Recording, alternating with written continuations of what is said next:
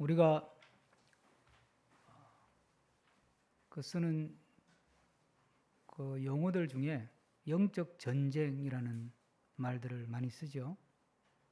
여러분들 영적 전쟁 그러면 딱 어떤 이미지가 떠오르세요? 나는 영적 전쟁을 하는 전사다. 영적인 투사다. 그럴 때 어떤 생각이 탁 들죠? 오늘 설교 본문의 그 제목을 제가 뭐라고 붙였냐 하면 세상과 맞서는 믿음 그랬어요. 그 세상과 맞짱을 뜨자 이 말인데, 자 그러면 세상과 맞짱을 뜨는 믿음은 어떤 믿음일까요?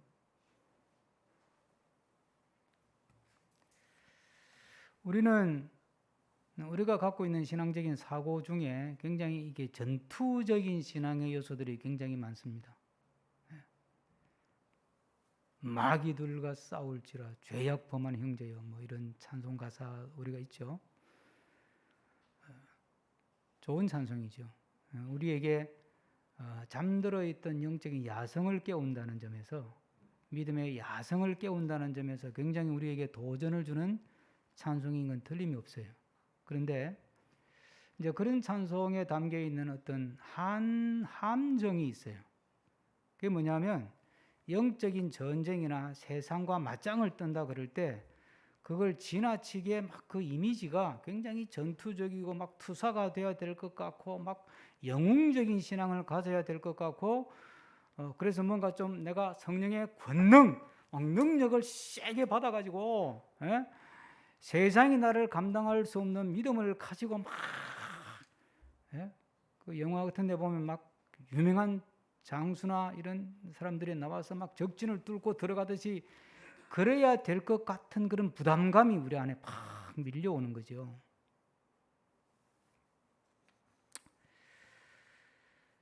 오늘 본문은 굉장히 어떻게 보면 잔잔한 내용이에요. 이제 바울이 지금 로마에 갔다가 예루살렘 갔다가 로마에 이제 전도하러 가려고 예루살렘 갔다가 소송에 갑자기 휘말려 가지고 이제 고소를 당했잖아요. 그 이제 유대인들이 더둘로라고 하는 지난주일 본문에 더둘로라는 변사를 동원해 가지고 막 웅변적인 어떤 고소를 했단 말이죠. 그 내용이 세 가지였잖아요, 그렇죠? 이제 오늘 본문은 바울이 그걸 조목조목 반박을 하면서 알리바이를 다 대는 거예요. 내가 예루살렘 온 지 12일밖에 안 됐습니다. 그리고 내가 예루살렘에 올라와서 예배 드리고 사람들이 다 봤습니다. 그리고 예배 드린 거 외에 다른 사람들하고 내가 이야기를 한 적이 없습니다. 나를 고소한 사람도 다 압니다. 그 내용이 그 내용이에요. 그 얘기를 쭉 하고 그러면서 이제 자기를 변호하는 이야기를 쭉 잔잔하게 풀어가는 거예요. 뭔가 막 전쟁을 치르는 막 사탄아 물러가라 막 그런 거하고는 전혀 거리감이 있는 본문인데, 제가 이 본문을 묵상해 보면서 바울이 참 그 신앙적으로 굉장히 치열한 싸움을 하고 있구나, 그 생각이 들었어요. 그래서 세상과 맞서는 믿음이라는 제목을 붙인 겁니다. 지금 바울이 있는 곳은 가이사랴라는 곳이고, 그곳이 2년 동안 감옥에 구금돼 가지고 재판을 받는 거예요. 근데 그 재판이라는 것이 요즘 같이 이렇게 뭐 질서 있는 재판이 아니거든요. 총독이 생각나면 불러서 한번 이야기 들어보고, 아니면 또 감방에 또 들어가서 뭐 몇 개월이고 그냥 감방에 있다가 또 아그리빠 왕이 다음에 본문이면 아그리빠 왕이 또 불러. 그럼 또 아그리빠 왕이 부르니까 또 가서 또 한 번 또 막 이야기하고, 그리고 또 잊혀져 버리고, 그런 식으로 2년을 보내는 거예요. 이게 마음이 얼마나 힘들겠어요, 여러분. 얼마나 힘들겠어요, 마음이. 근데 바울은 지금 그런 점에서 불신앙의 도전, 또 세상의 권력, 또 유대인의 음모, 반대자들의 한 치밀한 계략, 이런 것과 지금 싸워가는 시간을 보내는 거예요, 2년 동안에. 그러니까 오늘 이 본문을 통해서 우리가 세상과 맞서는 믿음. 우리는 분명히 세상과 대척점에서 살아가면서 세상 속에 또한 살아가야 되는데, 그럼 세상과 맞서서 맞짱을 떠서 사는 믿음은 어떤 것인가? 오늘 바울을 통해서 함께 묵상하면서 우리도 세상 속에서 세상과 맞서 살아가는데, 세상 속에서 세상과 맞서서 아름다운 믿음의 모습으로 살아가는 우리 모두가 되기를 간절히 소망합니다. 우리는 막 이렇게 전투적이고 영웅적인 그런 신앙의 어떤 관점에서 보면 바울이 감옥에서 믿습니다. 이 옥문을 열어 주시옵소서. 이렇게 바울과 실라가 감옥에서 막 찬송하고 기도했잖아요. 안 했어요? 반응이 없으시오? 네. 막 찬송하고 기도했더니 옥문이 어떻게 됐어요? 옥문이 쫙 열려가지고 막 지진이 나가지고 옥문이 열렸어요. 그래서 바울이 걸어 나왔다는 거 아니에요? 걸어 나왔다는 거. 우리는 그런 이미지만 갖고 있는 거예요. 그러니까 감옥에 들어가면 주여 이 감옥문이 열리게 해 주시옵소서, 이 사탄의 무리들이 꼬꾸라지게 해 주시옵소서, 막 그런 기도를 하고 막 그렇게 막 싸워 나가야 될 것 같은데 그런 모습은 전혀 안 보여요. 안 보이고 그냥 감옥에서 2년 동안 사는 거예요. 이게 세상과 맞서는 것은 뭐냐면 감옥에서 눌리는 마음, 흔들리는 마음, 실망스러운 마음, 낙심되는 마음, 화가 치미는 마음, 그걸 누르면서 감옥에서 2년 동안 그냥 살아가는 것, 그게 세상과 맞서는 거예요, 지금 바울이. 우리 같으면 하나님 이게 뭡니까? 제가 이러려고 제가 왔습니까? 예? 제가 이 젊은 나이에 뭐 주를 위해서 일하면 해보겠다고 나섰는데 이게 뭡니까 하나님 이게? 2년 동안 완전히 이게 시간 지금 완전 썩고 있는데 하나님 뭐 하시는 겁니까?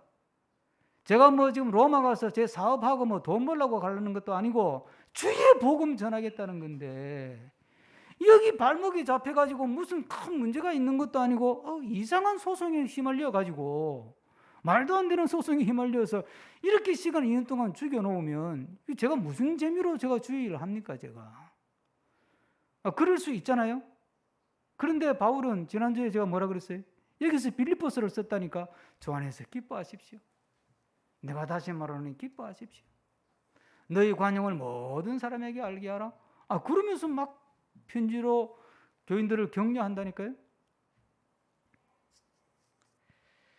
하나님의 관심은 우리가 얼마나 많은 일을 하느냐에 있지 않습니다. 제가 성경 공부에서 말씀드렸죠. 전도를 1년에 몇 명 했느냐, 뭐 헌금을 얼마를 냈느냐, 예배당을 몇 개를 지었냐, 선교사를 몇 명을 파송을 했냐, 거기에 선교사들이 선교지에 가가지고 교회를 몇 개를 세웠냐, 그게 중요하지 않다니까요. 제가 그래서 우리 교회 창립 1주년 기념으로 변조 선교사 인도에 파송할 때 제가 그랬다니까요. 일하려고 하지 말라고 제발 가서. 우리는 교회가 작아서 당신 그 가서 일한다고 뭐 사업비 보내라 그러면 사업비를 보내줄 돈도 없어 우리는. 그러니까 그냥 거기 가서 선교사 신분으로 살아. 그냥 살아. 살면 되는 거야 그냥. 한국에서 온 선교사가 한국 사람인데 와서 사는데 저 사람이 예수 믿는 사람이라네. 저 사람이 선교사라네.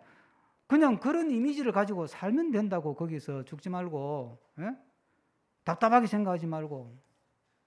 일은 하나님이 하실 거니까. 그런데 이제 한 1년 동안 조용하더니 2년 때쯤 되니까 저한테 메일이 하나 왔어요. 제가 여러분들한테 안 보여드린 거예요. 장로님들한테 안 보여드렸어요. 뭔지 아세요? 홍 목사님. 강남 연능비가 후원해서 1년 동안 잘 지냈습니다. 이제 뭔가 좀 일을 해보려고 합니다. 방송국을 하나 세우려고 합니다. 복음 방송을 세워서 이 인도 전역에 복음 방송을 하고 싶어요. 내가 단메일을 보냈어요. 하지 마세요 제발. 이거 우리가 안 도와주는 거 못했지. 근데 그 뒤에요. 한 1, 2년 지나고 나서 변조 선교사가 전국을 다니면서 집회하러 다녔어요.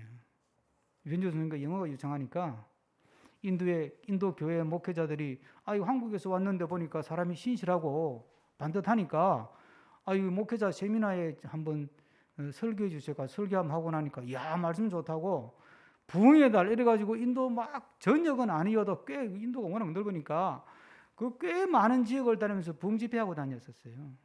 하나님이 다 하나님 알아서 일한다니까. 우리는 자꾸 이게 일에 관심이 많아.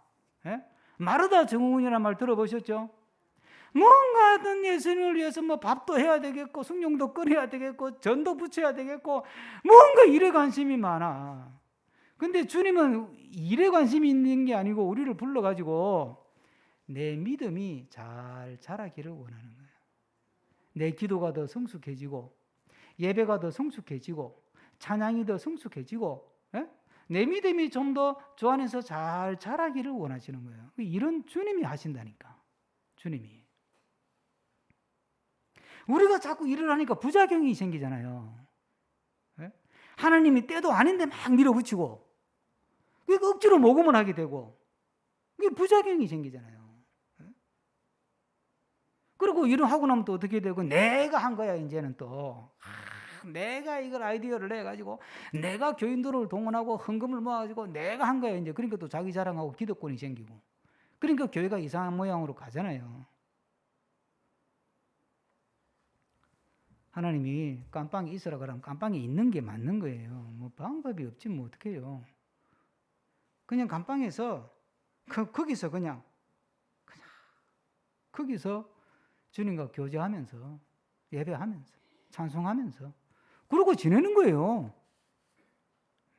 휴가 왔다 생각하고 아이고 근데 주님 내가 받은 은혜가 큰데 주를 위해서 하는 것도 없이 이렇게 세월을 이렇게 보내고 시간을 보내고 밥만 먹고 그냥 살만 뒤룩뒤룩 쪄가지고 이거 하나님 이거 어떻게 하면 좋아요. 그 생각하지 말라니까요. 그냥 주어진 조건에서 예배 성실하게 정말 신령과 진정으로 예배하고 매일매일 밴드 묵상 글 올려주면 그 밴드 묵상 그거 읽는데 1분밖에 안 걸리니까 그것 좀 읽고 묵상하고 댓글도 좀 다시고 뭐가 바빠서 그 댓글도 안 달고 보지도 않으셔. 그거 안 하고 뭐 주에 일한대. 예? 아니 그러지 마시라니까. 예? 그냥 매일매일 말씀 묵상하고 그냥 기도하고 예배 잘 드리고 그러면서 기도가 깊어지고 예? 기도한다고 똑같은 기도가 아니잖아요. 맨날 뭐 복 달라는 기도만 언제까지 그것만 하겠어요.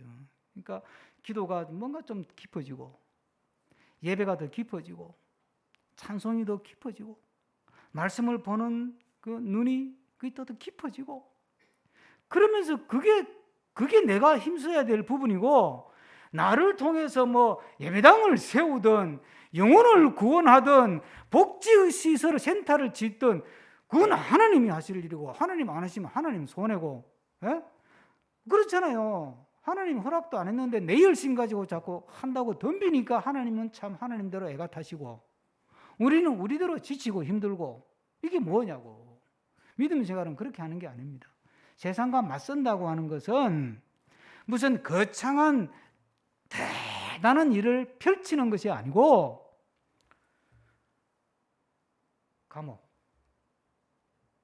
감옥에서 그냥 믿음을 잃지 않고 잘 믿음을 지키고 사는 거예요. 그게 맞서는 방법이에요. 지금 여러분 감옥에 있지는 않지만 답답하잖아요. 그렇죠?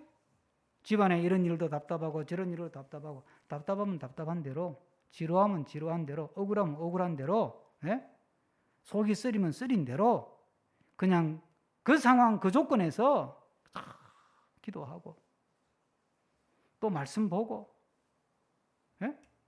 그렇게 사는 거예요. 그게 세상과 맞서는 거예요. 그러면요 사탄이 우리를 건드리지를 못해요.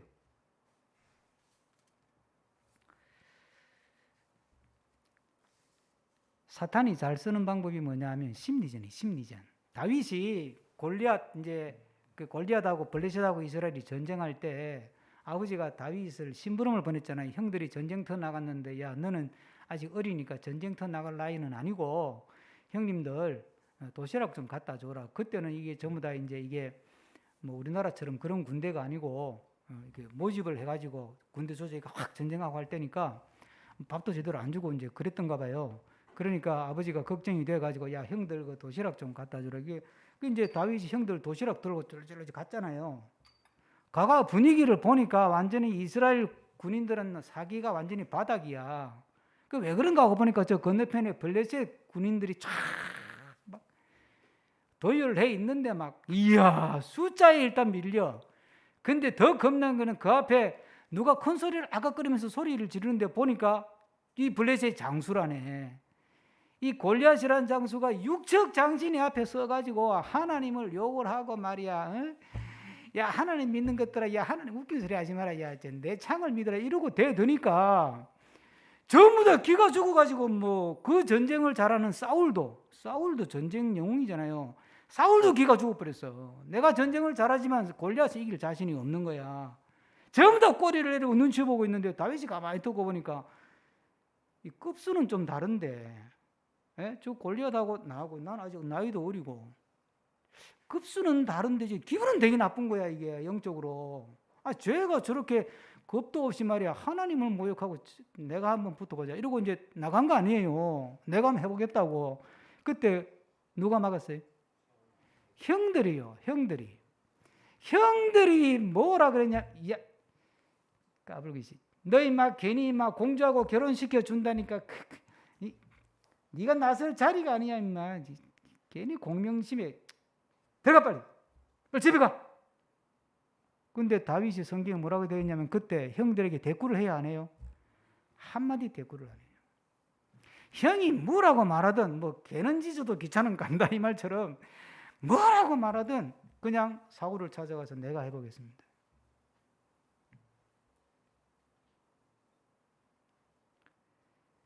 만약에 다윗이 거기서 형들한테 형님들 이거 말이 심하네. 어떻게 형제가 돼가지고 말이야 격려는 못 해줄 만큼 그게 뭔 소리요 형님들. 이쪽도 못 쓰면서 말이야 나가겠다 그러면 말이야 잘해보라 소리라도 해야지. 겁은 잔뜩 먹어가지고 벌벌 떨고 서 있으면서 말이야 이게 뭔 소리야 도대체. 그럼 형들이 어떻게 했었겠어 또.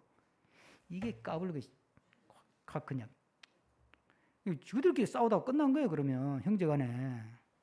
그러면 골리앗은 또 더 웃겠지. 아이고 저것들 봐라 자중질환이 일어났다 그러고 또 조롱하겠지. 그게 마귀 장난이라니까. 힘 빼기를. 사울이 전도하러 가겠다고 갔는데 생각지도 안 한 가이사랴 감옥에 구금이 돼가 2년 동안 그냥 발목이 잡혀가 아무것도 못하는 거야. 힘이 쭉쭉 빠지게 만드는데 바울은 힘이 안 빠지는 거예요. 사탄의 심리전에 말려들질 않는 거예요. 그게 중요한 거예요 여러분. 코로나19 팬데믹이 딱 터지니까 지금 교회가 지금 아주 힘들어요. 믿음 생활도 지금 엉망이 되고 지금. 그렇죠? 자, 코로나를 터졌는데 이 코로나를 계기로 성령은 어떻게 역사하세요? 기도해라. 다시 믿음의 본질을 회복하고 예배의 본질을 회복하고 하나님 앞에 바로 서는 시간. 일하려고 하지 마라. 그거 아니에요 지금. 그래서 목사님들이 모이면요 중대형 교회들은 예산이 남아돈대. 왠 줄 아세요? 헌금은 적게 들어왔는데 사업을 아무것도 못하니까 행사비가 사업비가 안 나가는 거야. 밥도 못 먹잖아요. 지금은 먹지만 점심값도 안 나가는 거예요. 큰 교회는 점심값도 많이 나가잖아요. 그러니까 아니 헌금 들어오는 건 적은데 활동비로 사업비로 나가는 게 뭐 안 나가니까 오히려 예산이 남는다는 거예요. 그러니까 뭐예요 이게? 하나님은 야 일하려고 하지 말고 너희들 지금 본질을 잃었다. 예배가 예배답게 드리도록 하고 좀 기도 깊이 좀 하고 말씀을 좀 깊이 읽고 막 준비도 안 돼가지고 또 돌아다니면서 말하다 정은군에 빠져가지고 그러려고 하지 말고 그러라는 거 아니에요. 근데 사탄은 어떻게 해요? 똑같은 상황이에요. 똑같은 상황에 봐. 코로나 바이러스 딱 터지니까 교인들이 안 모이지. 야, 그 믿음 가지고 뭘 하냐? 야, 교회가 무슨 힘이 있냐? 이게. 그 믿음이라는 게 아이고 그거 우습다 야. 그리고 사탄은 자꾸 힘을 빼는 거예요. 거기에 말려들면 아무것도 못하는 거예요.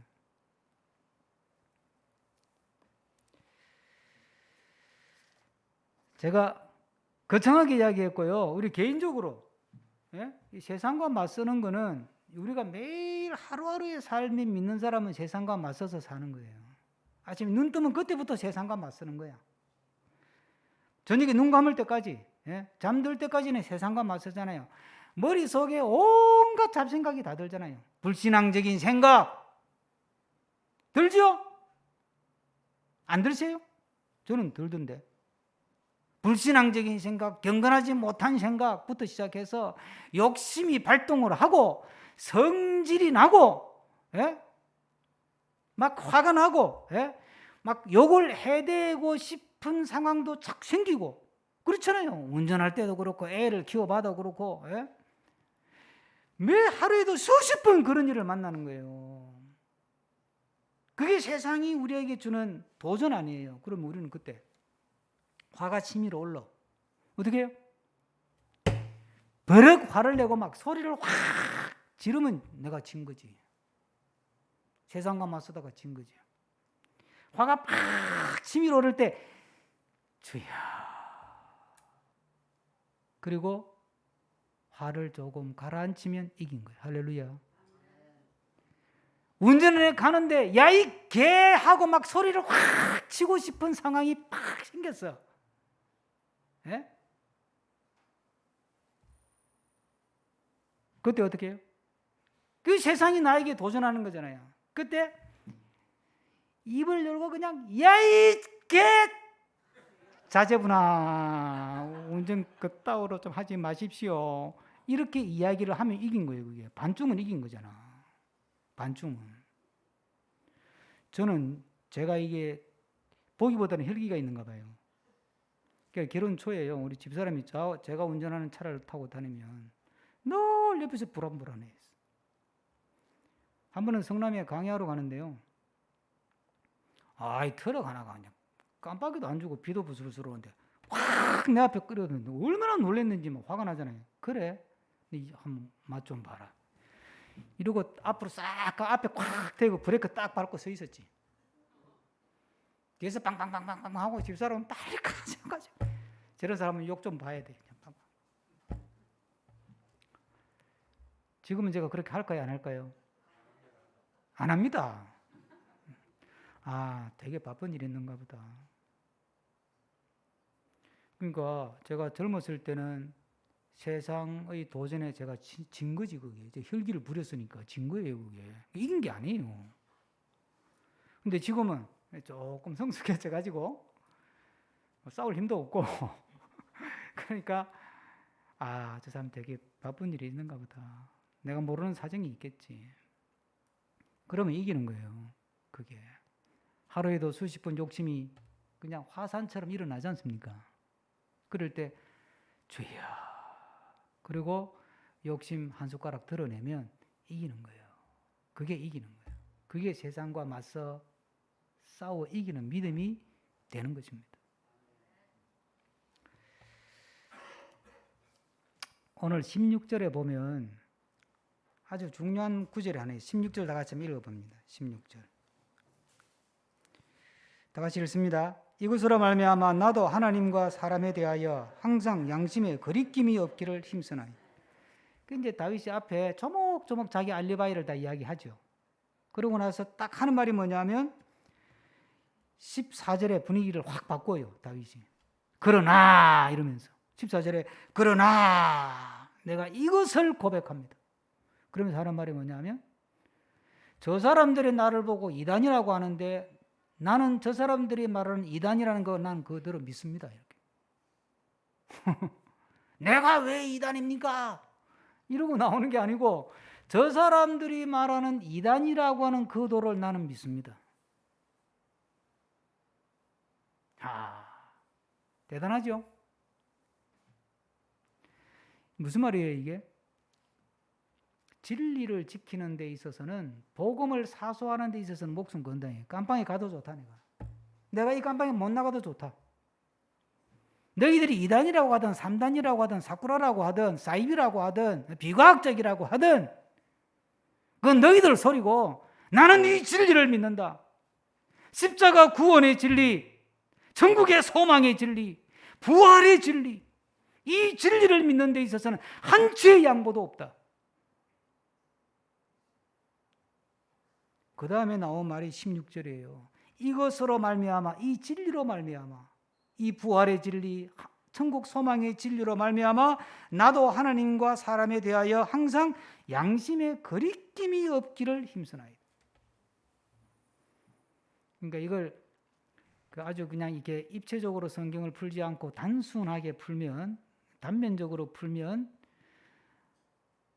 부활의 소망, 천국의 소망을 가지고 사는 사람들은 이 땅에 사는 동안에 하나님을 의식하고 사람 의식하면서 양심적으로 산다, 이런 뜻이죠.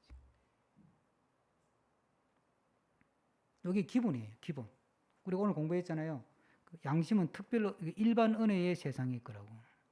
양심을 만든 분이 누구예요? 하나님이 만든, 하나님이 형상을 부어주셨지 않습니까? 그런데 죄로 말미암아 이 양심이 죄로 오염됐죠. 그래서 디모데서에 보면 화인 맞은 양심이라고 그랬어요. 그러니까 양심대로 살아도 세상은 달라지지 않아요. 왜? 우리가 100% 양심대로 못 살기 때문에. 그러나 적어도 하나님을 믿는 사람, 예수 그리스도를 믿는 사람, 하늘의 소망, 천국의 소망을 믿고 그 부활의 소망을 믿고 내세의 소망을 믿고 사는 사람은 하나님이 나를 지으실 때 내 속에 불어넣어 주신 하나님의 형상, 양심을 되살려서 거듭난 양심으로, 변화받은 양심으로 양심을 붙들고 양심적으로 산다, 이 말이에요.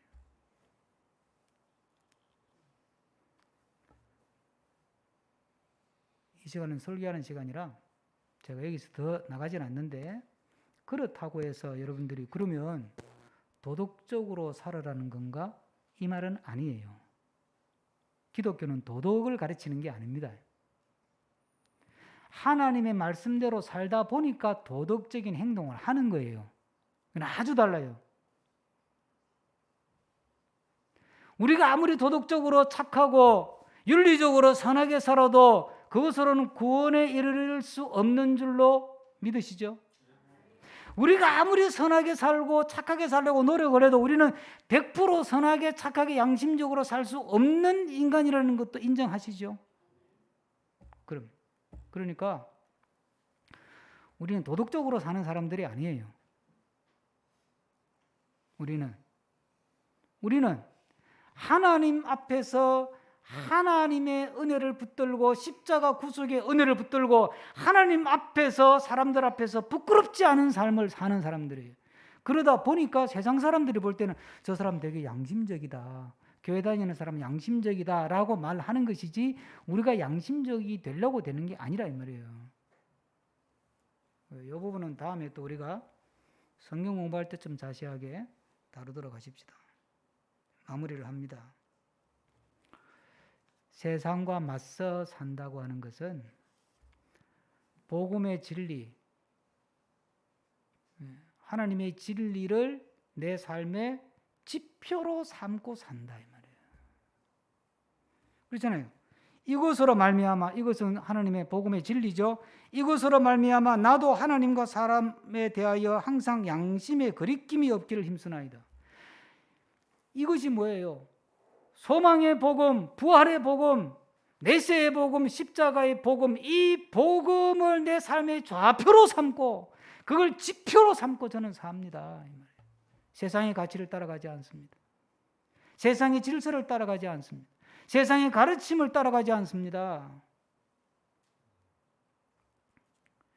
언제나 우리 마음속에 하나님의 복음이 내 삶의 지표가 되기를, 하나님의 가르침이 내 삶의 지표가 되기를 주님의 이름으로 부탁하고 축복합니다. 자녀를 키울 때 세상의 가치 기준, 세상의 잣대, 세상의 어떤 질서, 세상의 방식을 가지고 자녀를 키우는 것이 아니라 하나님의 가르침, 하나님의 말씀, 하나님의 진리를 지표로 삼고 자녀를 키우는 거예요. 세상은 육적이고 세상은 욕심을 따라가고 그렇잖아요. 그런데 우리는 영적으로 믿음을 우선해 두고 신앙을 우선해 두고 하나님 중심의 삶을 살도록 하는 것이 우리가 가야 될 길이거든요. 이게 늘 충돌을 일으키잖아요. 대립이 되지 않습니까? 그런데 우리는 세상을 따라 살지 않고 하나님이 우리에게 주신 진리의 말씀을 삶의 지표로 삼고 살아갈 때 그 길에 하나님의 동행하심이 있고 그 길에 하나님의 일하심이 있고 그 길에 하나님의 은혜의 부으심이 있는 줄로 믿습니다. 기도하겠습니다. 주신 말씀 생각하면서 한 1분 정도 말씀 마음에 붙들고 함께 기도하겠습니다. 사랑과 은혜가 많으신 아버지 하나님,